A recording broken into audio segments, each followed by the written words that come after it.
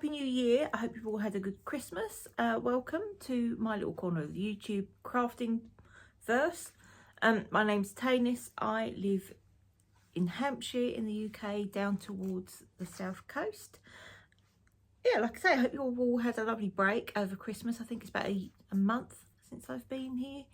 I finished a couple of things. One of them was a gift, so I'm just going to pop in a photo because it's obviously a gift and it's been gifted. It was actually part of my Secret Santa present at my local Knit and Natter group. We had like a pre-Christmas Secret Santa party thing, and I made some I crocheted some slippers for my recipient using Christmassy yarn. My cat's just walking past. If you're lucky, she might just run up the stairs behind us. Yeah, what was I saying? I made some slippers. I'm really happy with them. I think they came up a little bit on the small side, so I'm going to adjust that. But I think I'm going to make more of them because they were really quite quick to run up and they were enjoyable. And the person that's got them said she really likes wearing them when she's just sort of curled up reading a book, which is exactly what I want for them. So, as I said, picture around here-ish. I don't know, do you like them? They're quite busy for me. It's quite a busy pattern because the yarn's like a variegated sparkly as well Christmas yarn. I bought some of the Regia sock stop to put underneath just in case anyone skidding across their living room and breaking their ankle, do they, in the gift? Not good. But worked really well, I thought. Anyway, I'm happy with them. The other thing I finished, which is pretty timely, because these are for the mister and his birthday's coming up in the next week. So this will form part of his birthday gifts. Look at that. Now, he does know that these exist. He doesn't know that they're finished. He's tried one on, so he knows they're intended for him. Although I've been telling him they're actually for my sister's neighbour, who I occasionally knit a pair of socks for. Which we'll see later. I am actually making him a pair at the moment. Yeah, I've told him they're for Jim, and he keeps telling me that Jim's not having them. And he's quite right. Jim's not having them. These are for my partner. These are made with Dragon Hill Studios self-striping sock. I think it's a Sherborne sock probably. And it's called, the colourway's called something like Old Slate. I think it's Old Slate. Anyway, it's grey and this lovely gold colour, and it's just absolutely lovely. Like on the foot, you'll see how it comes out if you just knit plain. But I've done a 2x2 broken rib for these because I think that makes a really nice fit. I just did an ordinary heel flap and gusset. I didn't break the yarn or do any kind of trying to make them matchy. I don't think it matters. I think they look absolutely fine as they are.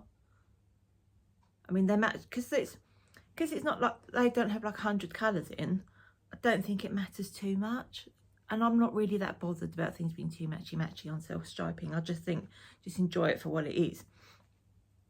And I mean, as you'll know, Dragon Hill Studios is my favourite self-striping yarn. In fact, it might just be my favourite sock yarn anyway, just generally. So yeah, pleased with that. Very pleased with that, in fact. And I'm gonna, now I've shown them to you, I can pack them up. Wow, what am I saying? Pack them up. Wrap them up. And put them with these other presents. We don't spend a fortune on birthday presents and Christmas and stuff. It's just, we're both the sort of people that if you want something, you just buy it. I don't kind of like think, oh, I'll hold that back and ask him to give me that for my birthday. I just kind of, I don't know. I always feel awkward like asking for things from Christmas, and because by then there's not generally things that I need, because I feel like I've got quite a lot of stuff already, and I don't want more stuff. In fact, I'd like to kind of reduce some of my bits and bobs. So I don't really want to add to things, but I do, I do want a present. But I'd like, to be honest, I'd like something that's never going to happen, because he's just not, he's great, but he's not the sort of person that would like work out a lovely surprise for you. But that's what I would really like. I'd like to be taken out for the day and go for like a really lovely cream tea somewhere and look round like a stately home or something like that, you know, something lovely. But he's very much a person where you have to tell him what to book, when to book it for, and what exactly it is you want, which to my mind, if I'm going to do that, I'm going to do it any time of the year. So yeah. Oh gosh, that sounded like a moan. It wasn't a moan at all. Right then, let me show you some of the bits and bobs that I'm currently working on. Now, I finished those socks, which has freed up. I love these. Have you tried these?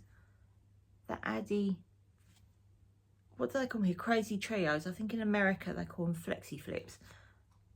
I absolutely love these. These are my favourite sock knitting tool at the moment, because I'm really a DPN person.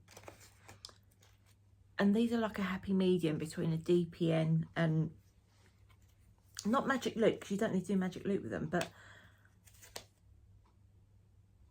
what's the other thing? I don't like short. They're like, for me, these are like a good medium between short circumference needles, which I don't really get on with, and DPNs, because you don't need, like with the short circumference needles, once you're doing things like the heel and the toe, I feel like you need to change onto DPNs. I just feel super awkward if I don't do that. But I don't feel like you totally don't need to do that with those. Anyway, I love them. So that means that there's room in my life for another pair of socks to cast on, possibly. I mean, there isn't really, because I've got plenty going on. Now, can you see just behind me, just here, this is my temperature blanket, which I'm making it in strips. So I've got 2023 and 24 here, which I'm in the process of sewing together. I've got up to, beyond this point, I've got up to about March, just in the start of March. But I have, of course, started this year's one. And it's a more manageable size at this point of the year. Because by the time you get to about the summer, because I miscalculated what I was doing. So I'm making it in DK yarn, which is too big, because I'm doing 4 rows a day, and I'm doing the lowest and the highest temperature, so I get lots of stripes. Love a stripe. But my my blanket is about 140 foot long, give or take 100 foot. So when I finished it, excuse me, gosh, my throat. I know I've said this before, I don't speak much. I work from home, and I don't really have to talk to anyone. Oh gosh, all my work comes through electronic means. So I email. I don't really chat. So my voice doesn't get used very much in the daytime. So when I record this, I go all croaky. Right then. This year's temperature blanket. Now, because we're on, what is it? The 10th today. So this is 9 days. Because I like to keep abreast of it. Now, we've got a bit of a nippy start. Not too nippy, because we've had this bit where it's green, is more sort of spring-like temperatures. But we have had a bit of nip. The grey, the cream and the icy blue, they are colder temperatures. So yeah, I made a bit of a mistake in estimating the size it would come out. So when it's all done, it will be like folded in half. So you'll have one side will be the first 6 months of the year, and well, you know what in half means. honestly.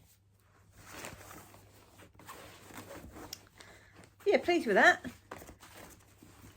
I need a bit more yarn, I think. I need a little trip to my yarnery in Havant to stock up with that. Now, because I finished those grey and gold socks for the mister, that meant I've got some yarn to add on to my Christmas Eve cast on. I'm so pleased I've cast this on.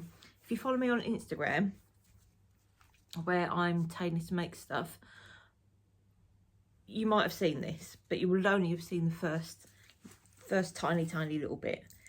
This is the pattern that I bought at the Southern Wool Show, the Lissington lines. Oh, it's just so lovely. I don't know, this picture doesn't, it's by Knitterish Designs.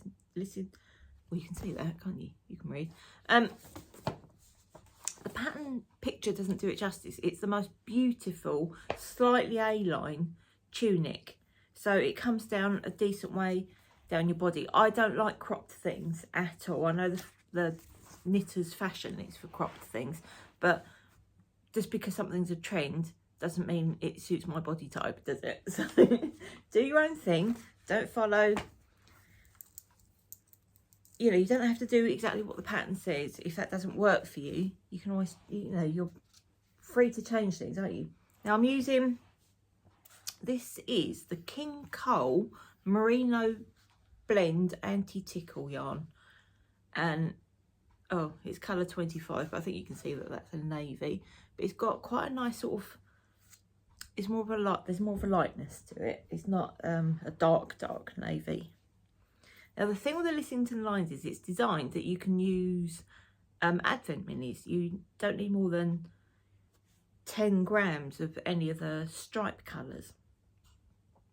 That King Cole yarn, by the way, is so affordable. I think it's about £25 for 500 grams. Hello, Lou. Lulu's here.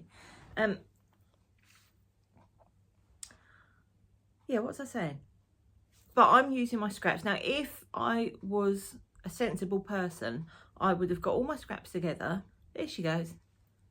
You going up to bed, Lou? Good girl. She's just had her lunch, so she'll go for a snooze now. Yeah, if I was a sensible person, I would have got all my scraps together and then put them in like a nice order of how I wanted them to look. But I like random. I like it when things just kind of just go however I feel like fate's meant them to go.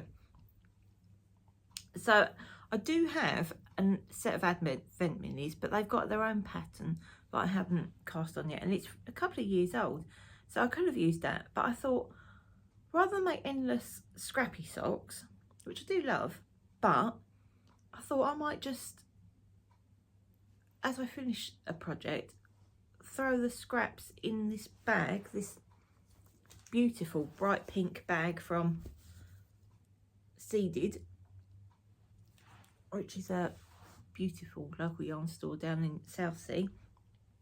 I'll chuck them in there and then I'll just pull one out randomly, and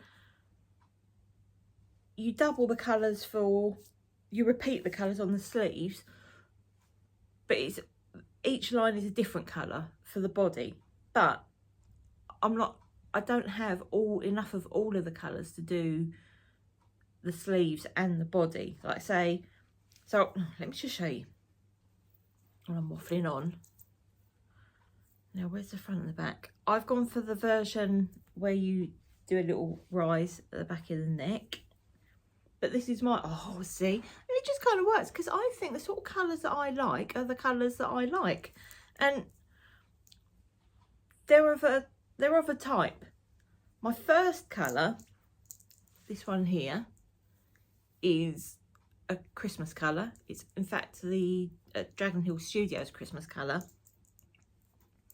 And it's got these really, really gorgeous little pops of colour. Look, like Christmas tree lights. Oh, so lovely. But because it was my Christmas Eve cast on, I thought I'm going to start with a Christmas yarn. And then the others are just random bits and bobs. I don't have any more of this pink. That was West Yorkshire Spinners signature sock. So I've put that in there because that's sort of just around here. That's quite a wide bit. And I've used up every single scrap of that. But all the others, I've got quite a lot of. So I can use those again if I need to. But what I'm doing is, as I finish, I've got a certain amount, but I haven't got 24 scraps to hand. So as I'm finishing projects, I'm just chucking what's left over in this bag. So in this bag, I've got quite a lot. Oh, I'm not gonna be able to show you. Oh, I can't fold it down to show you. There's quite a lot in there, as you can see, and some of the balls, like this one, I've still got quite a lot of. And like I've just chucked in what I've got left of my socks that I made for him. So that's quite a big amount there, because Dragon Hill Studios yarn, they're quite generous, aren't they? Others I've only got, you know, a little bit. I haven't used up everything yet. I haven't done one of each of everything I've got yet. Look, that's another Dragon Hill Studios one. Oh, lovely. But when I run out of scraps and I have to wait to finish something, then that will give me a sort of double impetus, won't it? It will be to finish a project, so I've got another stripe to add in. And I want to get on. I mean, I've done so much of this. That's so nice. And I mean, I haven't divided for the armholes yet, but I'm very close to it. Very, very close to it. This is what I'm using currently. This beautiful gold. Beautiful, beautiful. I'm pretty sure that's a fruitful fusion yarn. Pretty sure. I've lost the band, but I'm pretty sure that's one of hers. She does some beautiful words, doesn't she? Yeah, so I'll keep you updated on that. But this isn't going to be... What I was hoping for was to have this done in time to wear to unravel this year. Don't think that will happen, to be honest. But we'll see. We'll see, because I feel quite motivated. I feel quite motivated to crack on with that, because I'm enjoying it so much. I love a stripe. And I love the way that even though I'm just picking up random balls, because I tend to go for greens and blues when I make things, that even when I've got the odd, you know, bit of pink or lime or whatever, it all kind of evens itself out, because everything is surrounded by the same kind of colour family, if you know what I mean. Not necessarily colour family. Talking about my bum. Right then. Talking of scrappy socks. Look at that. Pair of, I think these were, no they weren't, cuff down. Just a pair of little shorty socks, because I don't have enough shorty socks for the summer. I love this yarn. This is actually two different shades of yellow. That was a mini. So I'm doing an afterthought heel on these, which I've fallen out of love with doing. So these are not getting an awful lot of progress at the moment. And this is a dye candy yarn, which is absolutely beautiful. Oh, so lovely. Look at how gorgeous that is. You know, I'd like that, don't you? Ruth, on the Ruth Loves to Knit podcast, I think that this was no, I know it was. It's called Backstory, and it was a limited edition she dyed for, what's it called? Oh no, I've gone blank. Handmade Studios in Petersfield, and she does her Sock Saturday. Sometimes she gets a dye to dye something exclusively for her. She did one recently, I think, where they did like a sort of lucky dip, where you just pulled a random scheme and pattern, which I thought was a pretty cool idea, and I couldn't make it for some reason. And the grey, I'm striping this with a bit of just ordinary West Yorkshire Spinners grey. Can't remember what the colour's called, but probably just grey. Yeah, not an awful lot more to do on that one and then cast on the second one. And because they're only shorty socks, they shouldn't take me too long to do, should they? Just because I need to focus on them, don't I, really? Get a bit of focus in your life, Smith. And then that will be yarn for that. I did actually pick out, for that Lissington Lines, I did pick out from my stash 24 colours. But then I thought about it and I realised that what I was going to do was I was going to end up scuppering myself for all future knitting, because I would have only used like 10 grams maximum of each ball. And then that would have meant I would have had potentially 24 just shy of 100 gram balls, and that might not have been much use to anyone. Right, this is experiments for my Etsy shop. If you don't know, I have an Etsy shop. I mainly sell 1940 style hairnets. I don't dress vintage every day, but I do like to go to things like Goodwood Revival, and I'm not a very eventy type person. I don't really like going out. I will walk up to shops and stuff, but I don't really like things where lots of people and stuff. I'm a bit I'm pretty introverted in that way, but I do like to, I've always loved vintage style, and I love black and white films, and I love the clothes and the look. I just am really bad at doing my own hair, and I'm very bad at sticking to one look. I like to change it up all the time. But anyway, I'm trying to diversify my shop a bit, because I feel a bit like a fraud sometimes, because I don't wear vintage clothes every day. Just sometimes when I feel like it, I'll dress in like a 1950s style. Not the big skirts, I don't really see the big skirts, but I like, you know, like a pencil skirt, or straight leg, you know, like narrow leg trousers, that kind of look, and a shirt. And I like that style of makeup, although I'm not wearing eyeliner. I've taken to not wearing eyeliner every day, which is a very new thing, and I think makes me look like I'm absolutely shattered. But still, yeah, I want to diversify my shop a bit, because I don't want to be giving an impression that's not real. Do you know what I mean? I don't think anyone cares. They just want the product, but it makes me feel a bit weird. Anyway, because most of my customers do wear vintage every day, and they're absolutely phenomenal and look amazing. But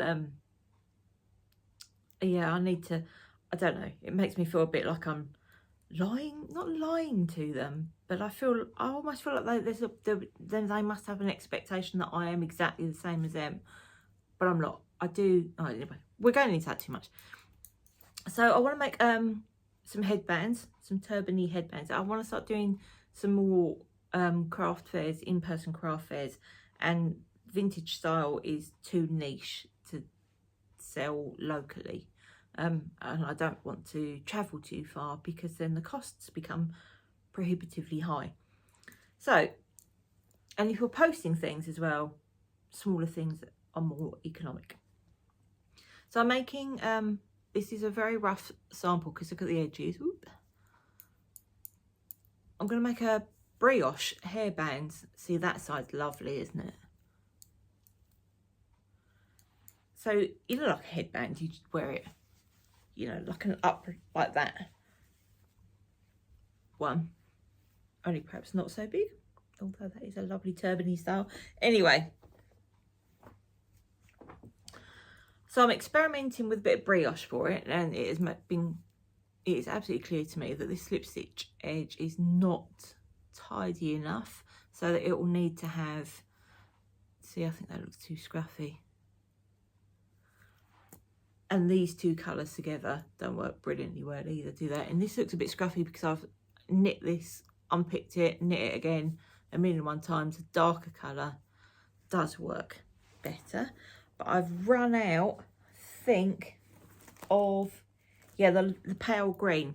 So I don't have enough to complete it, so I'm going to need to pull it out anyway. This is a cotton yarn, so it can't go in my Lissington Lines. But the principle is good. So when I next go to my yarnery, I'll buy some more of a colour that will tone with this colour, this darker colour.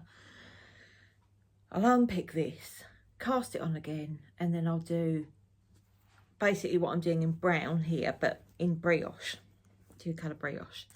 So this version, these are just experimental knits. Again, it's going to be like a headband, quite a wide headband, just to keep your ears warm. It'll have a crossover bit at the front here, so it comes in, you know, like, you know what they look like. But this is plain, because I love plain garter stitch. I think it looks really quite chic, and I love the simplicity of it. So this is just a plain knit with, and look how much nicer it is with an I-cord edge. It's just simple and lovely. It's quite stretchy, so I've got to be a bit careful about my measurements when I'm making it. It needs to be about 22 inches long, but it needs to be 22 inches long at a bit of a stretch, a bit like making a pair of socks. You want a bit of negative ease in there, because otherwise it's just going to slip off the back of your head. But I don't know how much I need to allow for when I sew the sort of, it looks like a turban knot. Vintage turban, not a Sikh turban, obviously. Because this is not going to be like, you know, it's not aimed to be a religious garment. This is just a fashion accessory. So yeah, pretty happy with that. I did make a bit of a bow with the I-cord edging. I don't know if you can see there. It looks like there's a bit of a step. So I don't know, I'm not quite sure what I did to louse that up, but this is just a prototype, so this will be for me. I've got plenty more of that yarn. I thought that could be a nice little simple, easy make, couldn't it? But that will be for my Etsy shop. That's not a, that one will be for me. But in future. Oh, now I mentioned Jim earlier, didn't I? Jim is my sister's neighbour, who's 92, I think. He's the full-time carer for his wife, who I think has some kind of, has dementia. Anyway, he's my sister's neighbour, and he's a really lovely guy. And she had mentioned to him at some point about, somehow it had come up about handmade socks, and he had said that he really loves hand knitted socks. And I don't know, maybe his wife made them for him, or maybe he knitted them himself back in the day, but he doesn't have any now. And my sister mentioned that I make socks, that I knit socks quite a bit, and he asked her if I would make him a pair. So she asked me, she was very kind of like, if you don't want to, you don't have to, and, you know, don't worry about it. But he just seemed like such a nice story, and she, you know, she said he's a lovely guy and stuff. So every now and then I make a pair of socks for Jim. These are too big for my sock blockers. But this is the latest, but I basically do the same thing every time. 2x2 broken rib. These, he only wants darker colours, traditional sock colours for older gentlemen. And I'm using the Yarn Smith's merino sock, which is such good value. I've made him a black pair, a navy blue pair, making him a bottle green pair at the moment. I've finished one.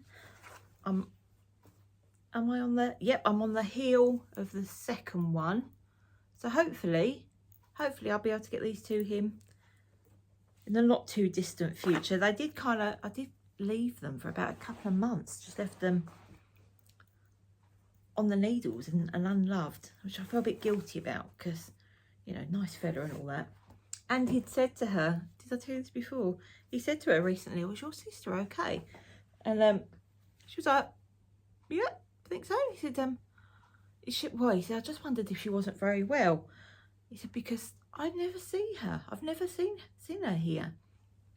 And she was like, and my sister lives in Kent, Margate in Kent. And she was like, oh no, Jim, she lives in Hampshire. So she said it's quite a long way away to be able to like jump on the bus and pop round. So she said, no, you won't see her popping round. But yeah, and then that gave me a bit of a kick up the bum, because I thought, oh blimey, I've got a pair of socks on the needles. Poor old Jim, haven't I? So poor old Jim. There's nothing poor old Jim about him really. I think he has quite a happy life. They have loads of things that they do. He's like, you know, members of groups, and they have outings, and they you know, like have games nights and stuff. So yeah, but I mean, he is 92 and he is looking after, caring for his wife. So yeah, I do feel a bit bad. I need to give myself a bit of a kick up the bum and get Jim's socks done, don't I? Right, now I've finished that pair of socks for the mister. I like to have a pair of socks for him on the go all the time as well. So I've got socks for Jim, I've got socks for me, and I've got socks for Andy. So this is his next pair. Now, being that these are Rico Designs Super Bar Melange Jacquard, doesn't have a colour name. No, it's just number 4. Sorry about that. But it's this grey and brown variegated kind of stripe-ish yarn again, 2 by 2 broken rib for the mister. And being an idiot, the second, and I'm knitting these on these are Pickle Lily DPN holders, my favourite. Knitting them on DPNs. I'm using those like Leica, whatever. You say Leica, I say Leica. Let's call the whole thing off. Being an idiot, as soon as I finished those grey and gold ones, I thought, oh, I might get those brown ones done for him as well for his birthday. Birthday's next week. I'm still on the leg of the first one. I've lost the plot. But yeah, there's still a part of me that thinks I've got time. And I don't even knit that fast. I'm not really a fast knitter. But the thought's there. The thought is there. Much good it will do anyway. Right, let me have a little sip of my coffee.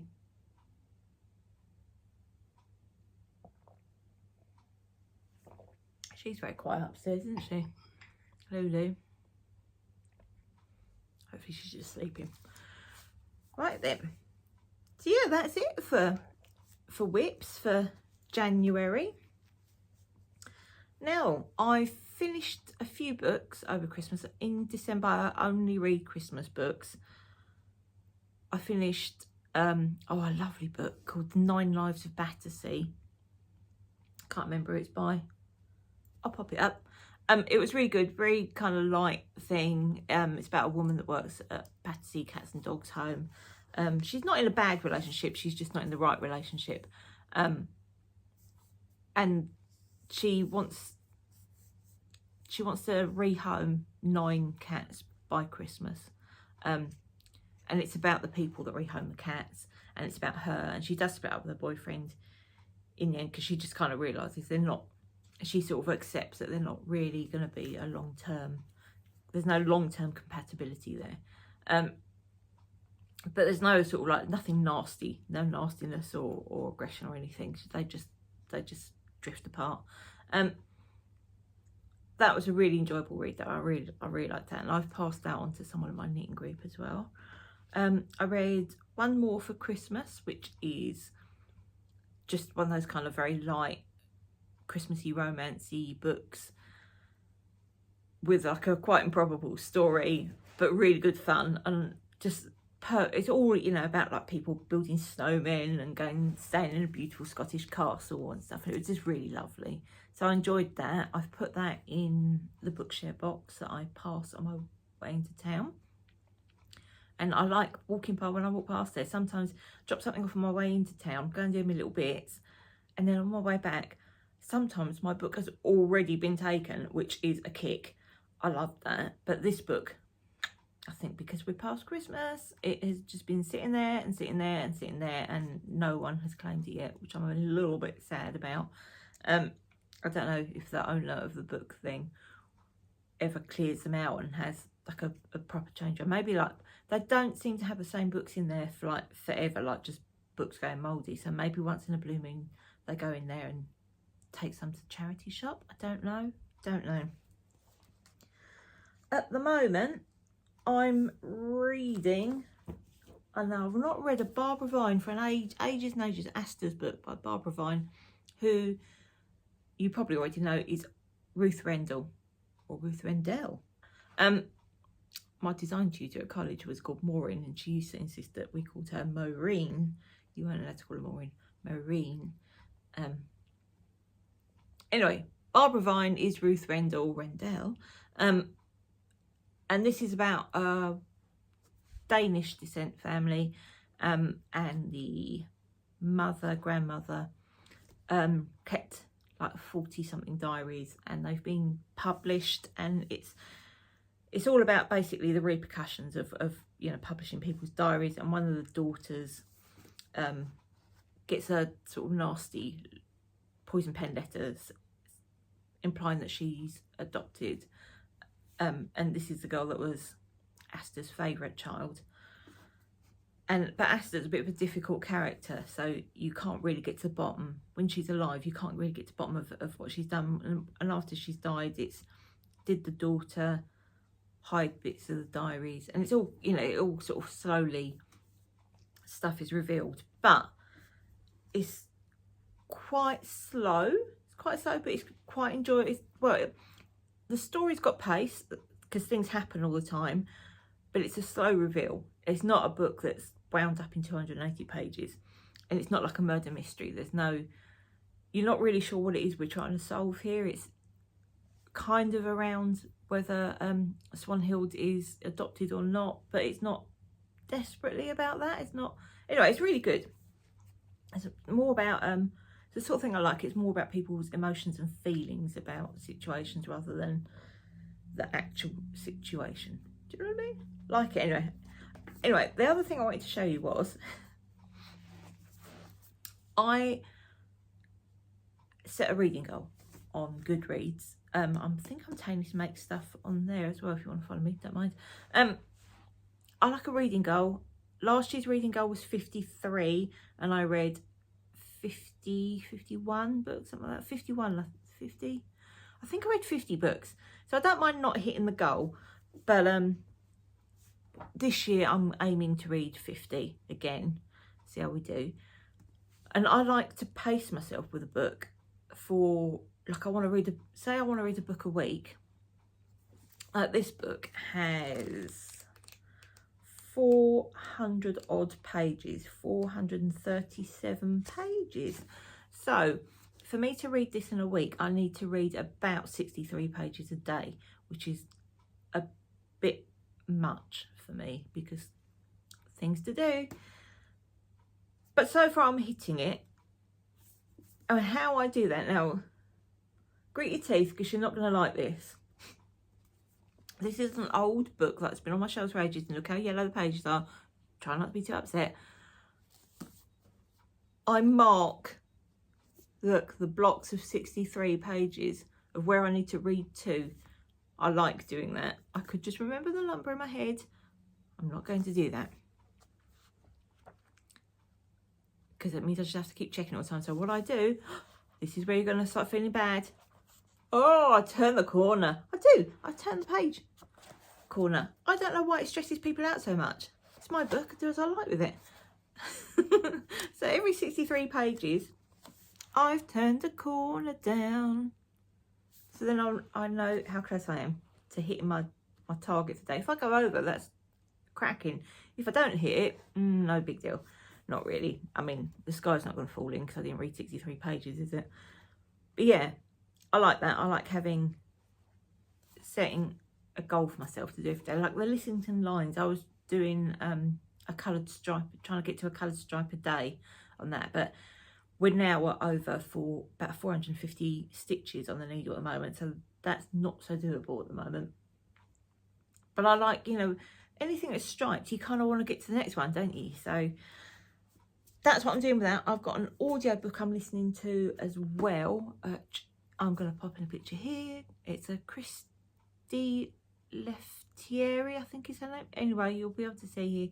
I think it's called The Fire. It's really good. And with that, I work out how many minutes I need to listen to get to 10%. So just so that I can update that on my Goodreads. So I'm not trying to listen to 10% a day. I just listen to a chapter or two a day of that. But that's really good. I really enjoy it. I think she wrote The Bookkeeper of Aleppo. And I know Yarn Mug, on the Yarn Mugs podcast, she's got a book group. and they're doing a read along at the moment, and she's using one of her books, and I can't remember the name of it. Something to do with the sun. It's got a yellow cover. It's useful, isn't it? But yeah, I really like her. I wouldn't mind reading more of her books. On telly, oh, we're loving The Traitors. You watch The Traitors? Absolutely love it. The Mister had never seen it before, and this year I said to him, you have to watch it. It's actually really good. But he's not into reality TV or things like that at all. Like, we don't watch I'm a Celebrity because, and he's not that interested in Strictly and that kind of thing. He watched it because I watch it. We don't watch I'm a Celebrity because it's horrible. It's basically, I think that's kind of like, that's all. When people say banter, I hate those people because that just means, to me, banter is bullying kind of talk that you're cowardly hiding behind. Oh, it's all just jokes. No, that's your way of saying horrible things to people and then getting away with it. And I feel like Celebrity Get Me Out of Here is a way to watch people being forced to do really horrible things. And worse than that is the killing thousands and thousands of creatures. It's just not funny. It's not on. I mean, you might as well go out hunting. It's a horrible thing to do, and I wish they would bloody bin that off. So, but get back to Traitors, because Traitors is cracking. There are levels to watch The Traitors. One of my favourite levels of it is to see how they've styled Claudia Winkleman, because she has a specific stylist for that programme. And I love her style anyway. I think she's cracking. So I love to see what she's wearing, what she's put together this week, this episode. I love The Traitors itself. The Mister's totally into it. We talk about it when we're not watching it. It will just crop up every now and then. It's so good. And we're all like, oh, this week's one was really good as well. But sometimes the people that go, I'm absolutely really sorry for them. The guy from the train who didn't get in, he was one of my favourites. I'm so upset that he didn't get through, because I think the diplomat guys are going to be a bit of a boring posh boy. I don't really like posh boys. They're just so smug. That kind of level, do you know what I mean? That kind of middle class posh boy, quite pleased with themselves and not ashamed to let you know it.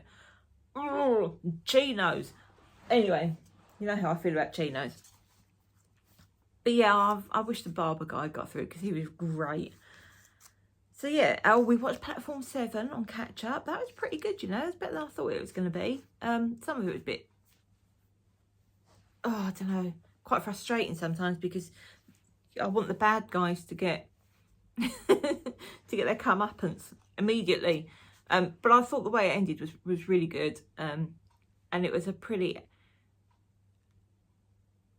it was all pretty well acted, I thought. I think sometimes the female main character was drew a little bit too much on the kind of, oh, come on, oh my God, kind of style of acting, which grated a bit, but didn't ruin it. Yeah, I really enjoyed that. I'd recommend that though. And apart from that,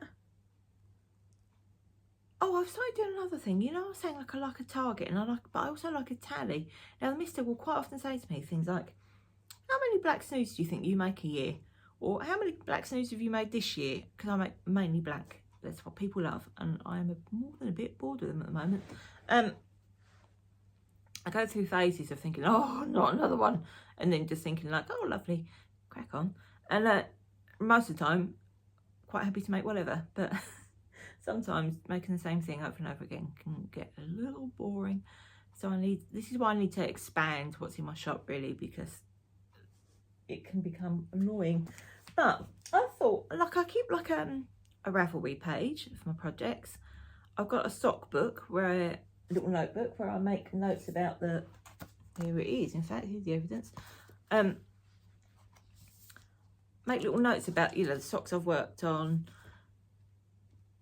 what yarn it is, how many stitches I've cast on, what sort of heel I've used, and that kind of stuff. And then if I've made socks for someone else, I've got in there their measurements to refer back to, because I find that book easier to refer to than going through Ravelry or any kind of online thing, really. I've also got a little book which someone from my reading group gave me the idea, well, put me onto. She bought a book journal, and I bought, being cheap, just bought a notebook. And it's how I keep track of. I find I lose track sometimes. I don't write down every book I read on here, but books where I start to lose track of who's who, with audiobooks mainly, I put in the title, and like things like who the main character is, who, you know, like the supporting cast is, how they're related to each other, because I just find that by page 87 I've completely forgotten that Sophie is Edmund's cousin. I just totally forget that, and then I have to kind of go back and try and work out who's who, or sometimes I just don't bother, and then I'm in the muddle and I might as well not read the blooming thing. But I also make notes because I go to my local library's digital reading group, an online reading group. We have a meeting once a month where we talk about it, and sometimes by the time we get to the meeting I've forgotten half of it, so things will crop up as I come along, I think, as I go along reading it, and I just make a quick little note of it, so that if someone, you know, if it comes up at the meeting, then I've got something to chip in with. It's funny because sometimes I find I end up being like a lone voice in it with and like sometimes I don't say it, but there was a book we read recently where everyone fell in love with it, everyone loved the author, and they all raved about it, absolutely raved about it, and I thought it was the biggest pile of tosh, and I thought that the author, I'd had no strong feelings one way or the other going into it, but about a quarter of the way in I thought, man, this woman is an absolute monster, she's an egocentric monster, and couldn't bear her. So I just kept quite quiet in that meeting, because I thought, I can't be the only person who says, like, man, I think she's bloody awful. Because they all loved her. And this person does do loads of, like, good stuff in the world. That they are a good person, but I just thought, man, don't you know it? Yeah. And last month's book I enjoyed, and they all thought was a load of old poo. It was most, like, hackneyed drivel, and I thought, well, I do quite like a little bit of hackneyed drivel. I said something kind of mildly like that in there, and they just kind of, you know, we just all laughed it off. But I thought, I've got a lot of time for tat. I've got a lot of time for it. Anyway, I've gone off track a bit. So I've got my little sock book. I've got my book, and this is my making log. Now I'm going to just literally, I haven't really started doing it yet. Here's my making log, and I need to add some numbers in.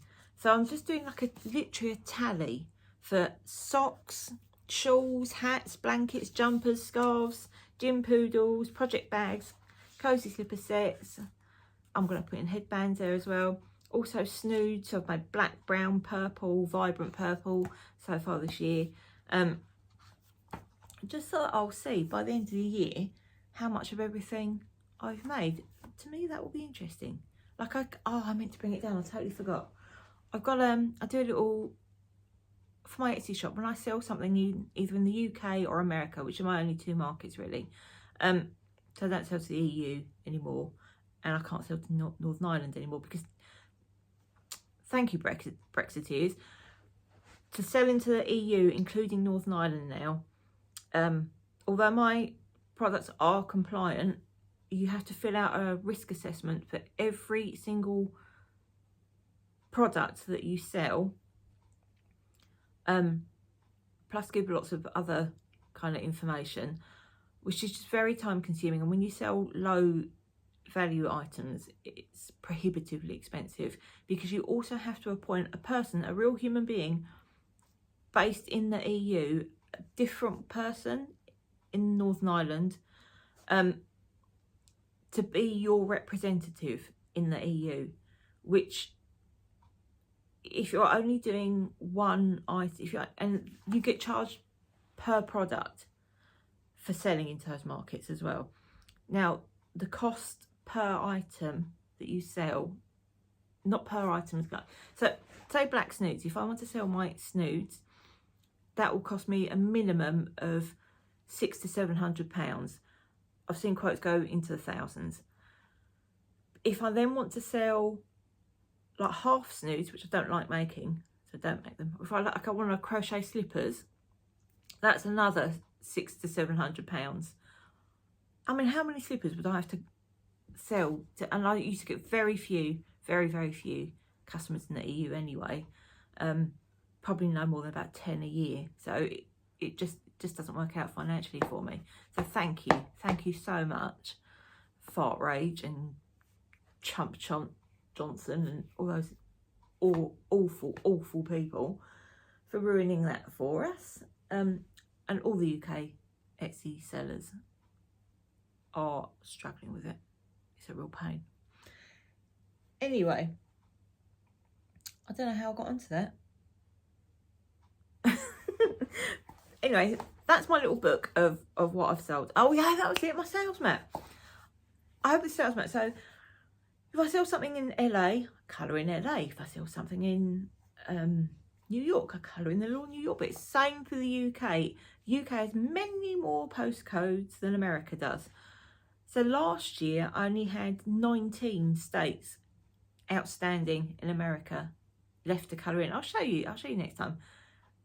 And in the UK probably had like 419 because there are so many. But it's just so satisfying that gradually colouring in this map of everything to show everything to yourself, like where they all have gone to live now. All these little things that I've made have gone off to live in Edinburgh or Cumbria or just all over the place.